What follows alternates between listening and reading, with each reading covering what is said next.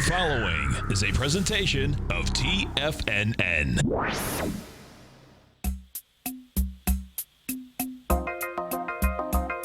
Live at TFNN, the Power Trading Hour, with your host, David White.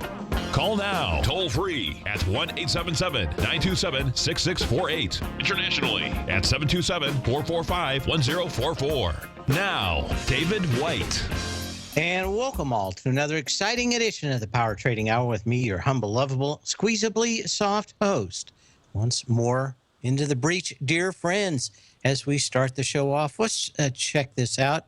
2,100 on the S&P cash, 2.4 billion shares as we start the show. So volume picking up a little bit. We once again went above the 2108. Volume turned to dust.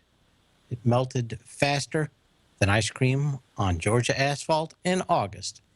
And we're back down to 2,100, but 12 points off the S&P high. There was some reasons for this, but I suspect that it had a lot to do with making sure that they ran any shorts that were around out before they started buying IRA, the last of the IRA money. And that came through this morning. That would probably be it. It is highly statistically unlikely that there is any more 401k money laying around for those funds that must be invested, which is about, well, I think it's 100% of the funds, but I think it's about 85% of the funds have to be invested by yesterday. And sometimes they'll put it off because they know that the market likes to put the price up on them. And a lot of times the shares never leave the company that it's trading at. They basically sell out of one fund into the 401k funds and pocket all the extra cash. I don't think that there's still any laws against it. My belief, though, is that you should have to go outside of your own company if you are selling shares publicly and not able to trade them like a shell game between funds and you're under your own roof. A lot of shenanigans have happened in the past because of that. I suspect more are happening now, but they break it up. It makes it very hard to find. But again, these people are not Mother Teresa. When you send your cash there, they think it's theirs. There is no your cash and we're going to take care of it. It's our cash. You send it to us and we'll let you have back what we kind of think that maybe you should. Now, they won't come out and actually say it, but that is the culture of Wall Street, which is we are here to take your money and we will promise you big returns, but if you get them, it's probably more accidental than probable. You will probably hang on to your funds long after they've hit their peak, and we'll only recommend them being sold well off the tops. And I guess the parade of people moving Apple's earnings down yesterday is probably a great example of it. They are the first to state the obvious and most likely to win the Cows Already Left the Barn award. In fact, I got to write that down because I think I'll start doing that. Cow out of the barn. I've got that in my notes now. So we'll probably give awards to that in the future. Anyway, what else do we have going on out here? It's a very interesting day, at least technically. I thought it was a gift. It was a gift from the gods to start throwing, not throwing, that probably wouldn't be the right adjective, to strategically pick up long-term puts on very, very low prices. And if you're going to short today, and even today, even now, historically, even if you wanted to be long, I think you'd have to be insane not to be buying downside protection because it is incredibly, incredibly cheap right now. And I guess a lot of people think that no matter what happens, the Fed will always be there to save you. My belief, though, is that they continue to push this market up well beyond their ability to do so. And through a confluence of events and a much overused statement called a perfect storm, my guess is that they will not be able to protect you when you need them most, but they will lull you into that false sense of security. Of course, part of that security is that they will control everything. Dollar index still looks to me like this thing wants to pop up maybe $1 or more in one fell swoop. We're off a little bit here today, but less than 0.1%. Still looks to me like this thing is going to rip up through 100. And at that point, we're going to get our next signal on whether or not that is a top or if we are going to see a great deal more movement. My belief is we're going to have more movement. When the hijinks are done in China, everybody's going to try to quietly be leaving for a long time. They don't want to be in the Roach Motel of stock markets in China and be stuck with some crazy new law tomorrow that the Chinese have. That money will leave. It will probably move into, well, at least for the last week, it's been trying to move here in the United States. And of course, they've gone to the most wildly overpriced stocks in this market. And most of these stocks, almost impossible to put a metric on. We were talking about this earlier in the den. And that is the stocks that you can't ever say what they're worth are the ones that are highest now. We've got 15 years of profits built into the price of Tesla today. But of course, that's just a drop of water in the ocean, according to the bulls on Tesla. But, even if they grew at 25% a year for 15 years, they still couldn't. They would basically be at fair value today. Boy, are you betting on the come on that one. There are some other stocks like that. And of course, in any kind of downtrend, there's going to be some wicked reversals and bounces in those markets. Today, we're seeing those in the solar stocks. Everybody got just a little bit too bearish too soon. My belief, though, is that without a major solution for storage, all those solar stocks are bankrupt in a few years. There's very little to believe that they're anywhere close to becoming economically viable unless you're in the middle of nowhere and it's more expensive to run copper and a generator to your facility. We still have, what would you say? We have China operating and putting up all kinds of nuclear power plants, but those are going to take some while. They still are putting out one new coal plant per week. That's 52 new coal plants per year in China. And of course, we over here making sure that we're done with coal, which is kind of interesting.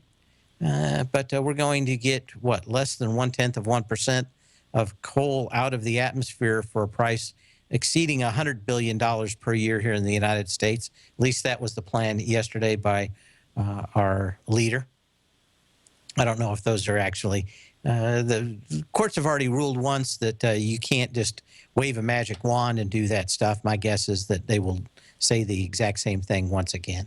So I don't think you saw much movement in the coal stocks because of it. I think just the current controls that they have in there are probably enough to bankrupt the coal companies. And then probably if you wanted to buy them then, after they've thrown off all their debt, probably not a bad deal. But I think you have to wait until they go bankrupt to touch them now. Other items of interest, probably just the movement out here in all these stocks that they ran fairly hard, especially the Dow. They pushed them extremely hard into the open. And again, a lot of that just has to do with fund buying. And it's easy to run shorts and also get people to buy at the high all at once on these days. Now, the question is, what do we do here in the near future? And we'll get into that more as we get into charts. The first thing to do is really kick this show off like no other. That it's all just a little bit of history repeating. It is the 1999 Internet Capital Group goes public on the NASDAQ, selling 14.9 million shares at an initial price of $6, adjusted for a 2-for-1 stock split. It didn't even go a couple months. By year end, that year end, the stock hits $170 per share, generating a 2,700% return in less than 5 months. However, the stock goes on to lose 98% of its value in 2000, wiping out the entire 2,700% gain and leaving the stock down 45% from its IPO by August 5th, 2001. The stock is $1.45 a share. I think within 6 months it was bankrupt. And that was all that money going to money heaven. And just watching the market over the last couple of weeks reminds me so much of these 1999.com days. And that is, if you can give a metric that no one can measure, then that's all great. Facebook with their engagement metric, everybody else. When you try to judge other than the fact that you make money, I'm always deathly afraid of any company that says that they've got some new way to make money. I was talking about John Kenneth Galbraith's wonderful book, A Short History of Financial Euphoria, in the Den today. And it is a great treatise. I recommend you reading it.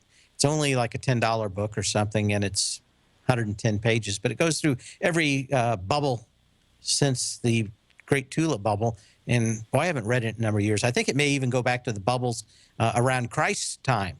So market bubbles are nothing new. They happen because people die off and forget about it and come right back.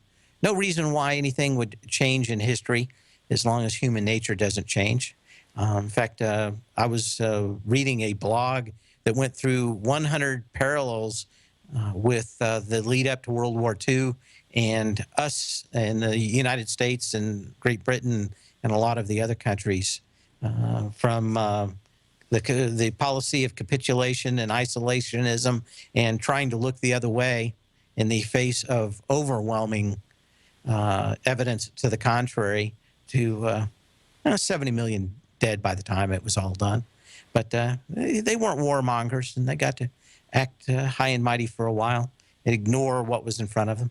I didn't even get into it, but I had somebody ask me today, am I bullish on anything right now? In fact, I would be scared to death to own anything long, and because I think we've got more than a good chance of doing a BIIB down here in the general markets. It doesn't mean it will happen, but like hurricanes, there is a season to everything, and the seasons that we have now are incredibly conducive to having wild swings in the market, both up and down, by the way. But normally, if you can avoid 4 or 5 stocks, you're probably not going to see that in the upside to those particular ones and see considerable downside to the other. We had Disney way off. I didn't see it yesterday. I know a lot of people were interested in shorting Disney. Hopefully, you didn't listen to me and went on. I think that there were a lot better stocks. Of course, I don't get into a stock for an 8% down move. I want to see something like 20 or 30 or 40% down, even if it's longer term, and I just don't see that in Disney. But more power to you. You were right. I was wrong. I am commonly wrong, but generally not wrong with the stocks that I actually put money on.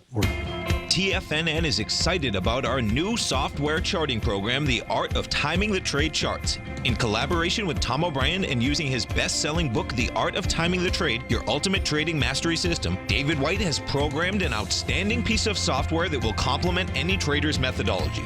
Using this first-of-its-kind program, The Art of Timing the Trade Charts allows you to scan thousands of stocks for Fibonacci formation setups, including Gartley's, ABC's, butterflies, and much more. The Art of Timing the Trade Charts is designed to help you when scouring the markets for stocks just beginning to form the trading patterns that many investors spend days, weeks, or even months searching to find. And right now, we're offering licenses available at only $79 a month. We are so confident that you're going to love this new charting software that will even give you a 30-day unconditional money-back guarantee. Don't miss out on this incredible new piece of software. Get your copy of The Art of Timing the Trade Charts today by visiting TFNN.com. Tiger TV is an exciting way to experience TFNN programming. See high-definition video, giving you crisp crystal clear charts, as well as seeing some of the faces of TFNN's highly acclaimed financial experts with crisp, full fidelity sound. Catch Tom O'Brien, John Logan, Steve Rhodes, Basil Chapman, Larry Pesavento, Think or Swim, David White, Andy Hecht, and Daryl Martin in crystal clear, high definition audio and video. Tiger TV, exclusively at TFNN.com. Platinum, grains, crude oil, gold, copper, cattle, hogs, gasoline, natural gas, coffee, cotton, cocoa, and sugar. These are just some of the commodities mentioned in the most recent issue of Andy Hecht's Techno-Mental Commodity Report. Andy publishes his weekly newsletter every Thursday morning, where he breaks down the commodity market and provides his subscribers with specific trading recommendations based on his trading methodology. By signing up for a free trial to the Techno-Mental Commodity Report, you'll get a full 30 days to try out this powerful newsletter service and see for yourself the types of trades Andy has recommended for his subscribers. When you sign up for a 30-day free trial, you're under no obligation to pay anything. And should you decide to continue, you will lock in the low rate of only $79 a month. Sign up right now for the Techno-Mental Commodity Report and make sure you're ready to catch the next big trade in commodities. For more information and to get started today, visit the front page of TFNN.com. Biotech is booming, but for how long? Whether you think the biotech bull has room to run or has run its course, trade LABU or LABD. Direction's daily S&P Biotech 3 times bull and bear ETFs. Visit directioninvestments.com/biotech today. An investor should consider the investment objectives, risks, charges, and expenses of the Direction shares carefully before investing. The prospectus and summary prospectus contain this and other information about Direction shares. To obtain a prospectus or summary prospectus, please contact Direction shares at 866-476-7523.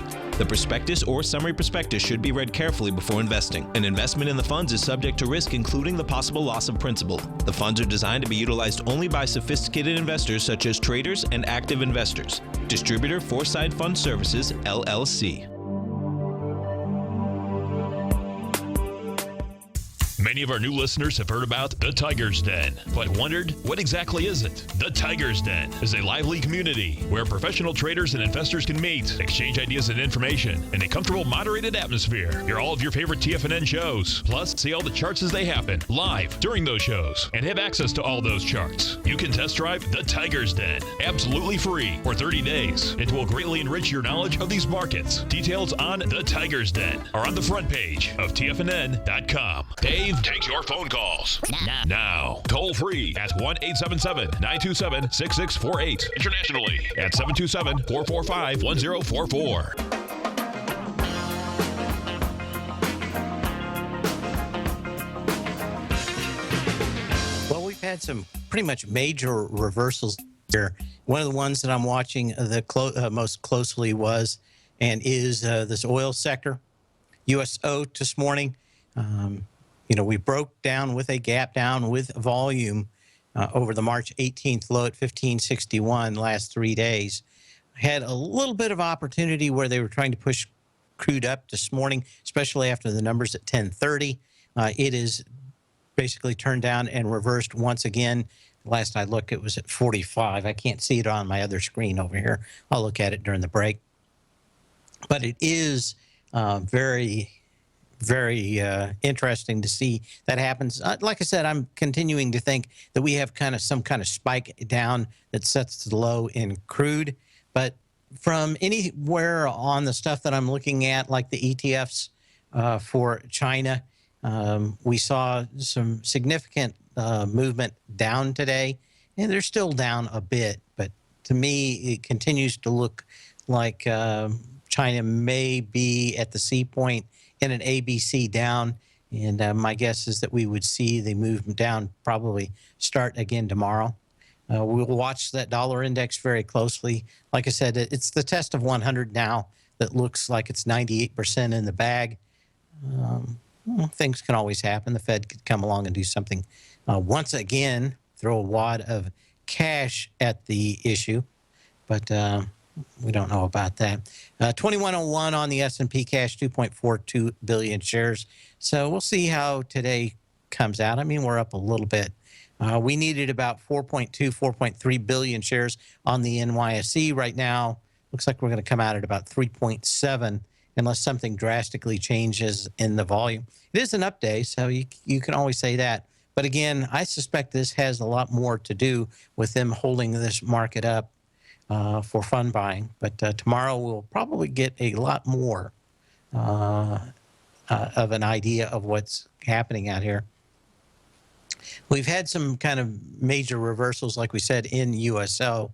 Some of the other sectors that I was looking at, let's take a look real quick, was some of these others in the energy sector, like the XOP, the Spiders Oil and Gas ETF. And, I don't see that this thing has any real belief that it's stopped or given us any signal. And as long as we've got that drag on, it's going to be incredibly tough. Others out there, in fact, I was listening to the Tom O'Brien show earlier in the day, the 10 o'clock one, and he brought up that they were changing the policy for the new huge loans above 400, I think they're $425,000 or $450,000 loans, and they were going to change the requirements significantly down. And I guess, if you had a heroin addiction and, we were feeling a little bit bad, maybe just take a little bit more heroin. You won't get hooked again. But, of course, we're right back to the hair of the dog that bit us in 2008 with them vastly changing the requirements. I would probably be better off if they'd slowly moved them instead of drastically moved them. But a FICO score 750 to 670 and 20% to 10% or 15%, just probably a little overdone. Maybe they should have just moved that FICO score down 10, 20, 25 points maybe, instead of a huge movement out there. This is the kind of stuff that makes me think that we're in some kind of a huge bubble, and that is the constant belief that if they just throw more wood on the fire, even though it's wet, it will burn. And, of course, if you've ever been a scout out in the woods, you know what wood does not burn, no matter how much you want it to. You got to dry it out first. And I think no amount of scout juice, if you ever went to scouts, otherwise known as gasoline or lighter fluid or anything else to get your fire started, still basically ends up with a very smoky fire and not a lot of warmth. And normally it going out fairly quickly as soon as you quit tending to it. Now, what I'm looking at here is, of course, the pullback today in the HXB. We've been talking about this for a couple of days. This certainly looked like it had topped out. It topped out on volume. This is the third time we've been up in this area above the 3708 February 25th high. And, of course, we got into it with 4.3 million shares yet again, half of the volume of that high. We closed back underneath it. Not a lot of volume yet, but I'm not expecting it. I'm not expecting the wheels to fall off the wagon. But I tell you what, of sectors that have fairly bad patterns out here, this is one. You were off about 30% of the energy on this leg back up from the low in May 6th. So watch out for housing out here. It is not bullish in the least. We will be back in a minute.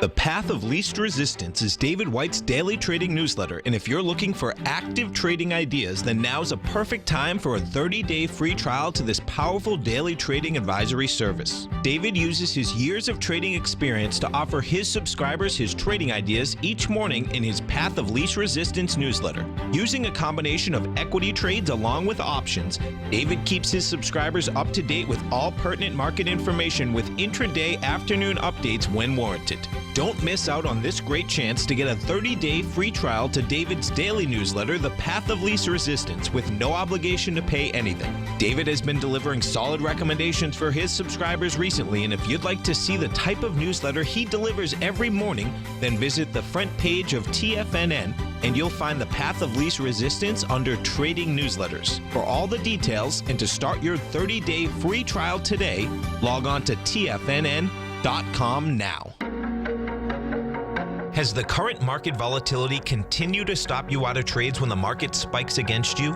Now is the perfect time to open up an account with Nadex. Nadex, the North American Derivatives Exchange, is a brand new, completely regulated Chicago-based exchange, and unlike most other exchanges, Nadex allows you to trade directly through them with direct market access when using their completely free trading platform, which also features real-time charts and full customization capability. One of the advantages of trading with Nadex in volatile markets is that your risk is always capped and you have the ability of keeping your trades open even when the market spikes against you. Nadex is completely brand new with a line of unique trading products that are unavailable anywhere else. See how it works at nadex.com. That's NADEX.com. Or click on the Nadex banner on the front page of TFNN.com. Futures and options trading involves risk and may not be appropriate for all investors.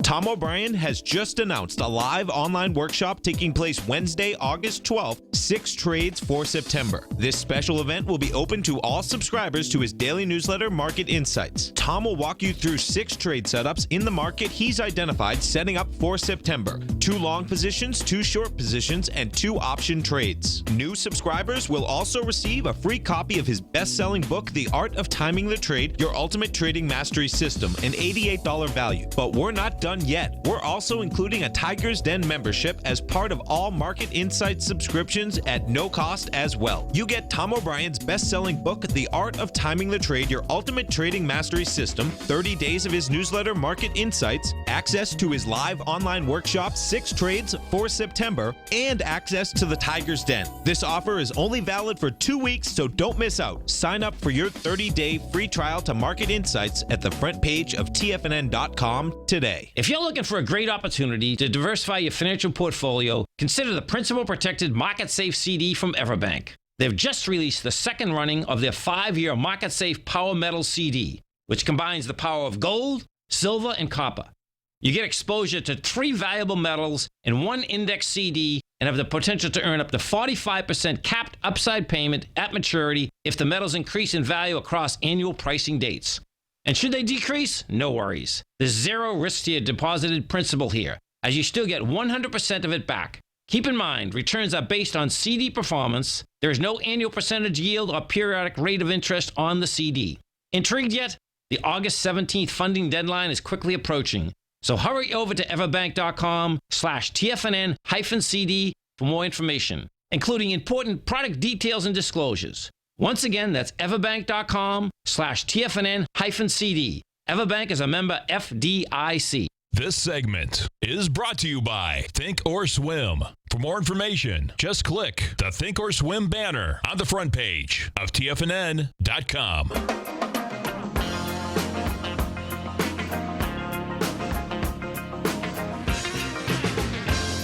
I got mail. Yay! I got mail. Yay! And we've got mail. And got a question out there. Doesn't sound like you're very bullish. Is there any sector that you think is bullish? And I think there is one, and that is defense. And maybe I'll look through those stocks for tomorrow's show and talk a little bit more about it. It's awful hard to not see that the winds of war are blowing extremely hard. You have to give it to the president for coming out today and pushing a deal with people who basically just published the version of Mein Kampf of 2015, a 425-page book on how to kill all the Israelis. And yet, you got to put together a deal with them. So I think it's probably about, the deal is probably about as good, whether it passes or not, as good as the deal with the Greeks. And that is, they felt like they had to make a deal. They'll make a deal, they'll sign papers. But does it have any weight to it at all? I don't think so, one way or the other. And it may make some people feel good and or bad for a little while. But what will happen will happen. And I think, you know, if you just, it was online last night. I looked at the 425 pages of how to kill Jews. Kind of tough to actually think that that isn't going to end up in some kind of shooting war. And why the general market looks to me like it wants to pull back, I think we have good signs in the Defense Department that those are some of the few stocks that may rally in a declining market over the coming year. At least the only thing it looks to me like it hasn't topped out yet. The rest of the stuff looks very interesting to me. Anyway, Activision Blizzard, a big pop out here today. We've been talking about just how big games have been getting on Xbox and your PS4s and your Sony PlayStations and all that stuff. It is a monster business. In fact, Electronic Arts was out last week showing just how actually the business works. Anyway, Activision up on huge volume, a sign of strength, a nice movement above this $26 level. I don't know if you can say anything more. It may be awful toppy out here, but so I wouldn't be buying it at these levels. But it does look very interesting in this sector because guess what? In fact, you're probably going to get a fairly decent retracel in these also. But Electronic Arts last week, I was going to bring it up, and I didn't have time or ran out that day, or maybe it was in the Tech Insider. We got a much better look into the way that these companies make money. And they make a lot of money up front selling the games. But Electronic Arts, in one of the conference calls, I think that's where I heard it, said that they make a little over 70% of all the money on in-app game purchases. That means if you play some of the games that I play, you get new maps and places that you can do stuff at and new features and upgrades to the original game. That 70% of the money that they made was from those upgrades and not from the original game.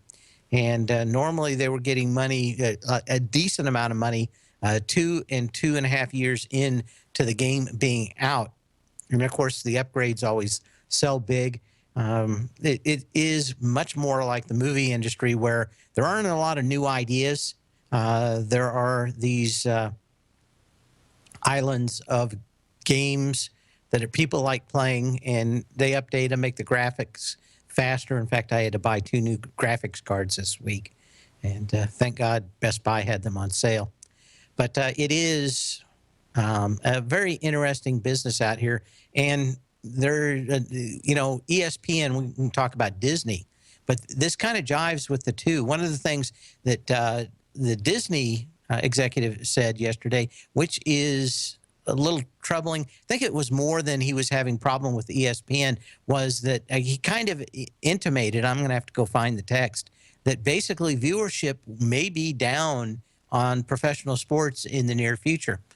And we brought this up before, but especially with the kids, young kids, instead of watching football with their dads, are watching other people playing competitive first-person shooter games, and Twitch and some of these other streaming sites that allow lots and thousands of people to watch professional video game players play video is surmounting it. And, of course, that's taking away a lot of people that grew up watching baseball or football that will become fans in later years. If they don't watch it now, they are not going to watch it later.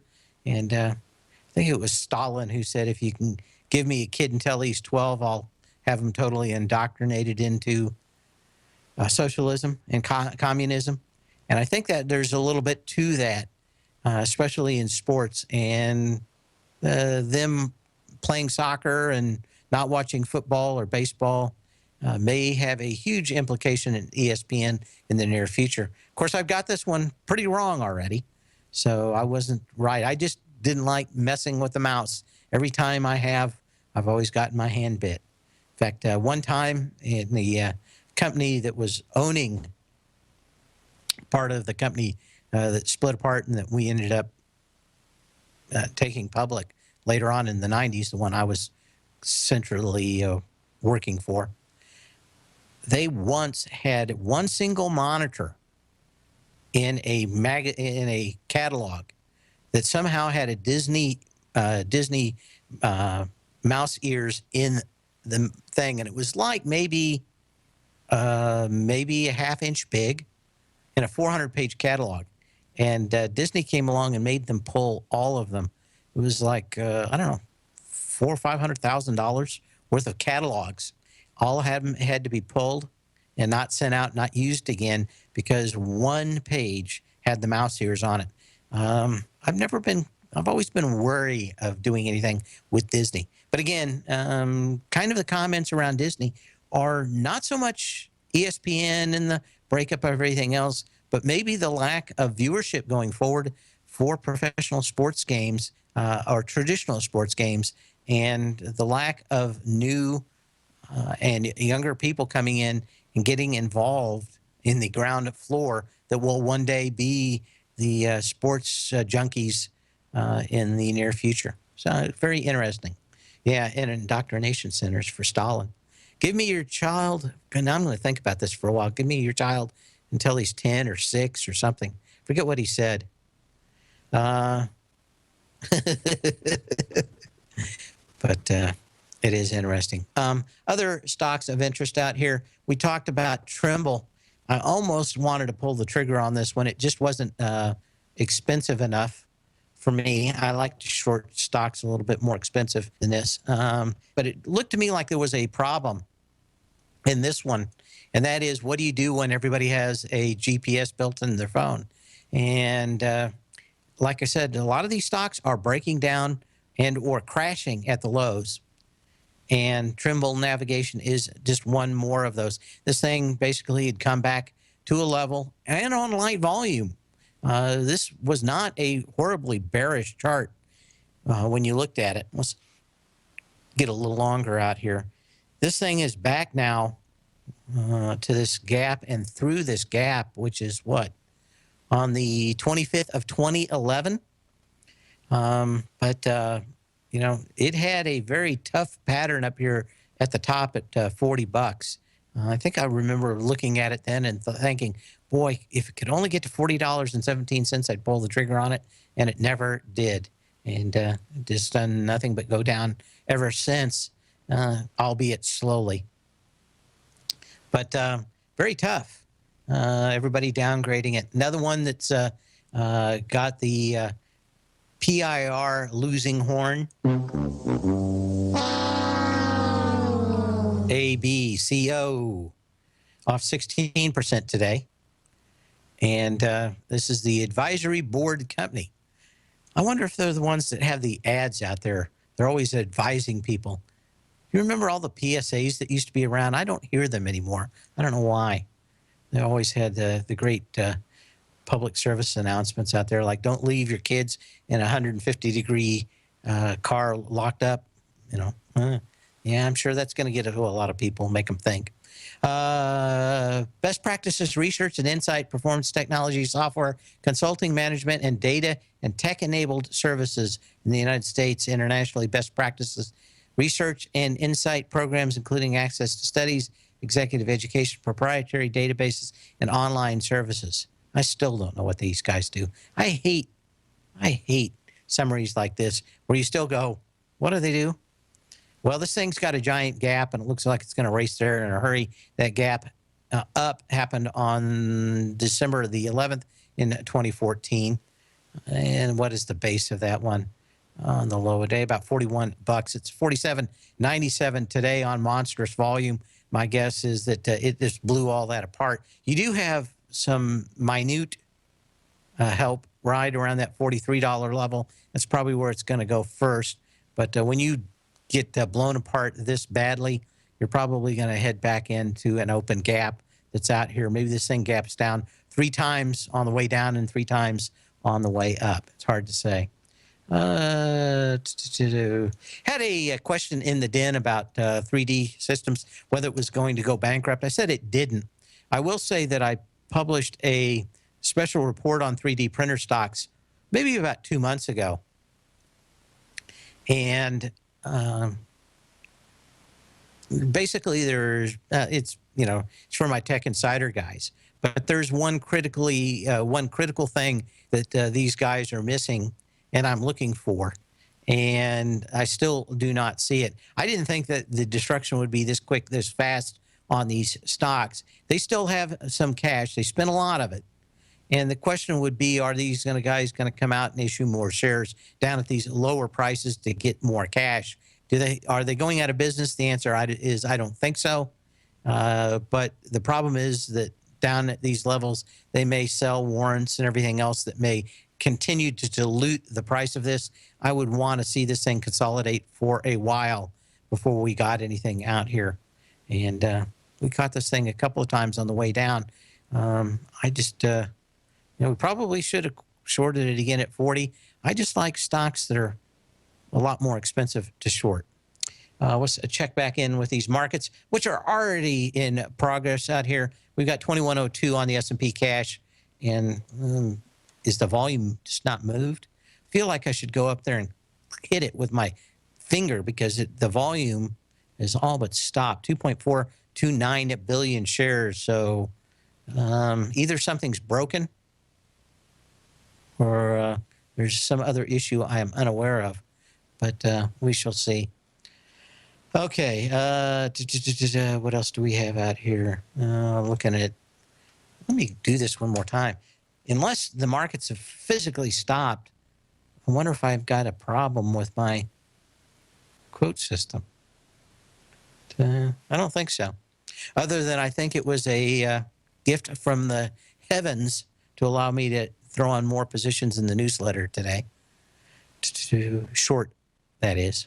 Soda Stream. I saw this one move earlier today. Wanted to see whether or not this thing was out here. And again, we're seeing stocks blow out the lows. On lighter volume, you needed 3.3 million shares today for Soda Stream. $16.80, 3.3 million shares. We went through it down to 15.60 today. I wonder if we're going to close back above that. What's the current last close? Well, you may close back into this level out here, and you may do it on lighter volume. Going to watch that one into the close, though. Soda Stream, keying off the February 25th low at $16.80, excuse me, and about one-third the volume right now, which would not be bad. But it's hard for me to believe this thing is anything more and was anything more. We were shorted a couple of times, I think. Anything more than a fad that tends to come every once in a while to your kitchen. Trying to remember what else is out here that I wanted to look at. Let's look at Garmin as a play on Trimble out here and see if it's doing anything. It doesn't seem to be getting quite the Trimble move out here. It's up against its lows from the, July 16th low that had 10 million shares. Off here with 2 million shares. Not near as bad as Trimble out here, but kind of back through all the support levels, back down to $32.50, which is the April 22nd low of 2013. And enough energy, I think, already in the way down. And this gap down that happened just a couple weeks ago, or what was it, on the 16th, looks sufficient enough to get enough energy to the downside. Or I think 32.52 is open. May take a little while. You have plenty of time to give me some calls at 877-927-6648. You can email me at path@tfnn.com. And, of course, you can put a message in the den.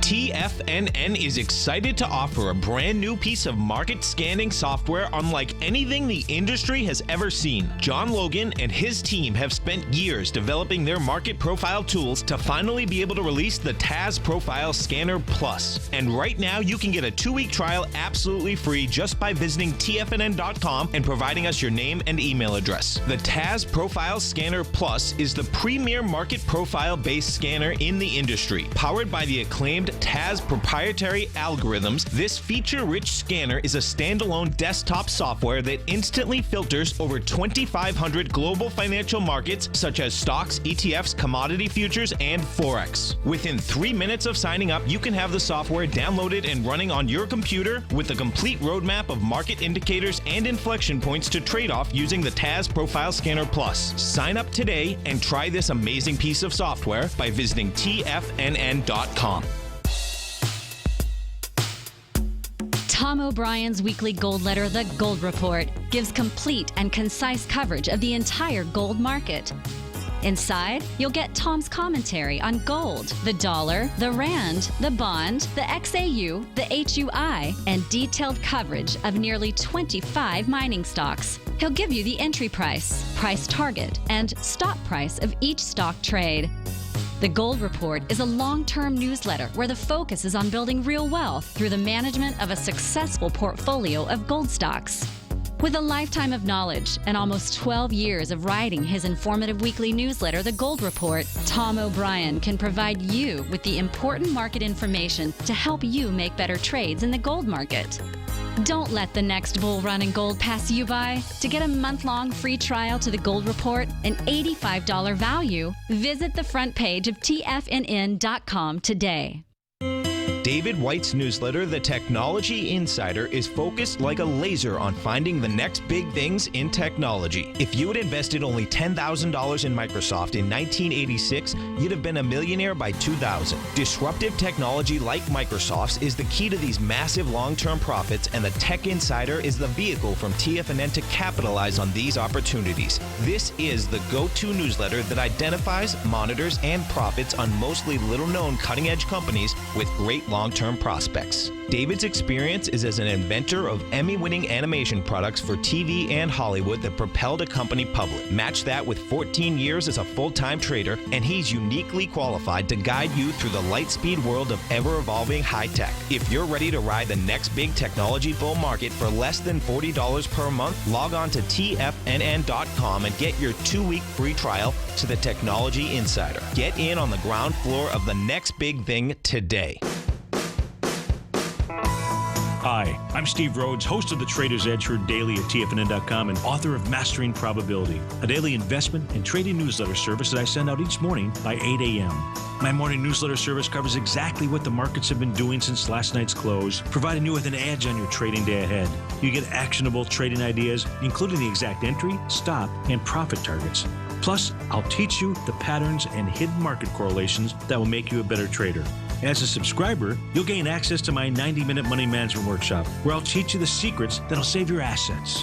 The bottom line, I've got your back, including a 30-day money-back guarantee. See for yourself the type of analysis I provide each trading day by signing up for Mastering Probability today.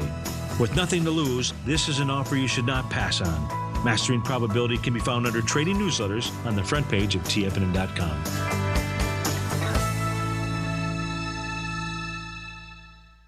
Catch Tom O'Brien, professional trader and educator, founder of TFNN. Also, a special guest on CNBC. Tom will bisect and dissect the markets.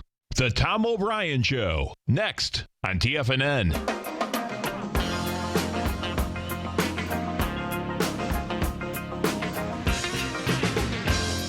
And there's something going on in this market, but I'm not exactly sure what.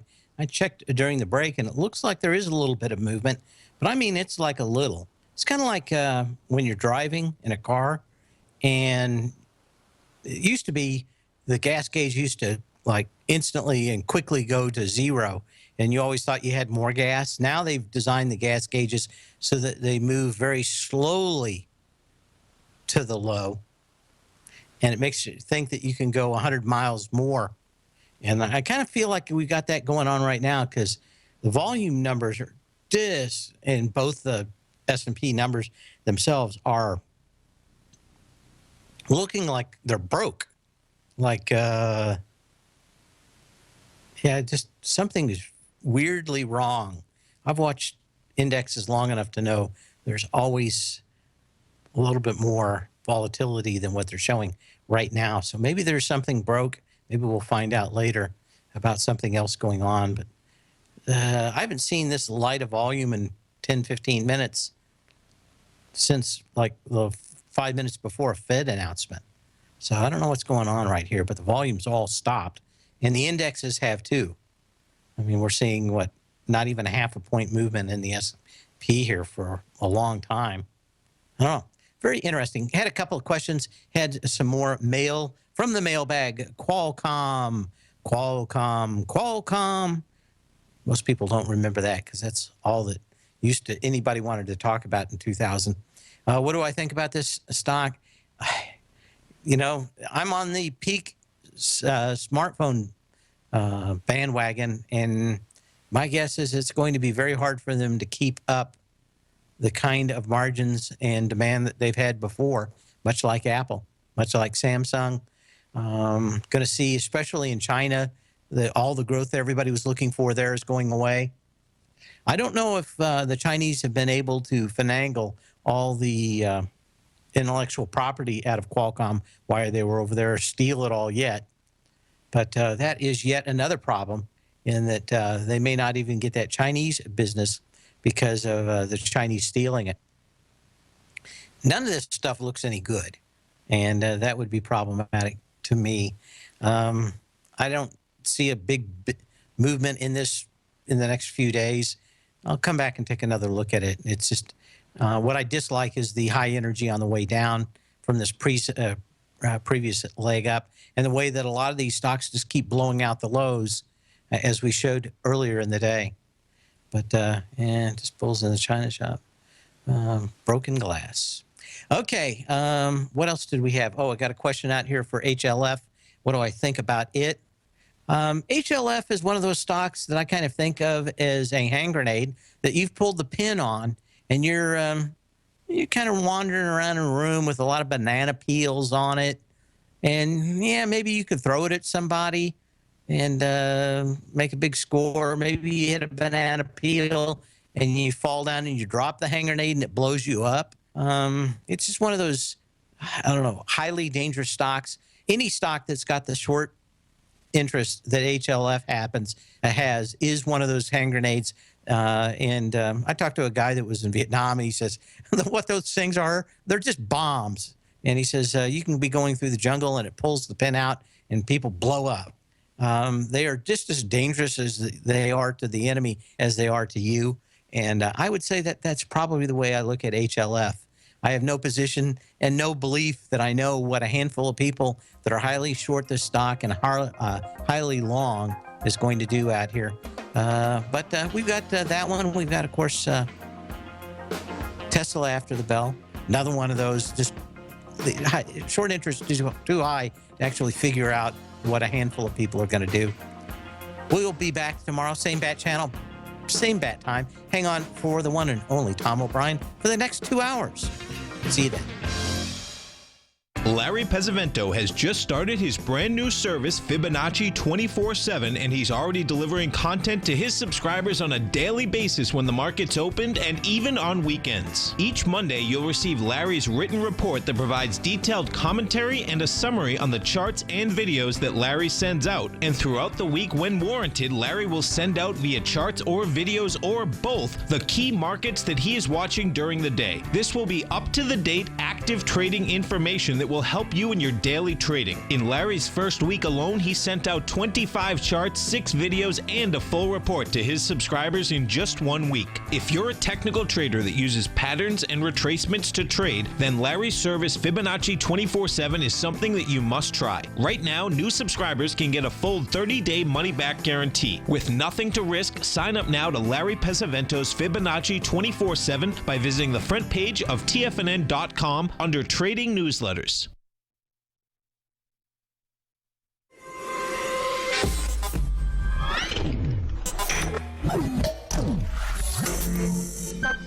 You're watching Tiger TV.